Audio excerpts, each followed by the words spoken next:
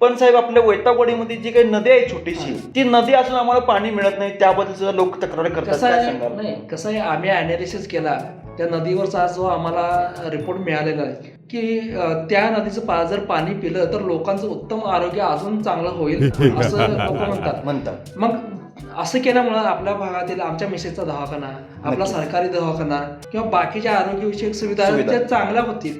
मग पुन्हा प्रश्न तोच येतो की जो आपल्या नगरपालिकेचा जो आरोग्यासाठी वगैरे ठेवलेला जो निधी आहे तो पुन्हा असंच वाया जाणार आहे. बरोबर. मग त्यासाठी आम्ही आता असा प्रयत्न करतो की त्या तर आपली जी नदी आहे तिला पुन्हा प्रदूषित करण्याची आम्ही एक योजना आखतो. हा, आणि दुसरी म्हणजे की आम्ही आता जनतेला चांगलं पाणी मिळण्यासाठी आम्ही एक नवीन विशेष प्रयत्नातून एक योजना आखतोय की आता आम्ही आपल्या वैतागवाडी नगर परिषदेच्या माध्यमातून ब्राझीलच्या सरकारबरोबर आमचं एक नवीन करार करण्याचं काम चाललेलं आहे.